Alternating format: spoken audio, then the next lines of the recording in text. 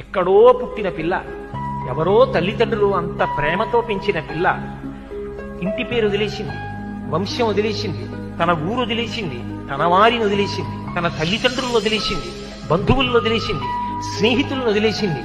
ముక్కు ముఖం తెలియని నా కొడుకు చిటికిన వేలు పట్టుకుని నా ఇంటికి వచ్చింది. తాను మరణ సదృశమైన వేదన పొంది ప్రసవాన్ని పొందింది. నేను తాతనయ్యానని తాను పొంగిపోతాను.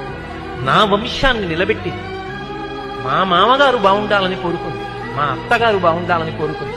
తాను నోము చేస్తే, వ్రతం చేస్తే నా భర్త దీర్ఘాయుష్మంతుడు కావాలని అడిగింది.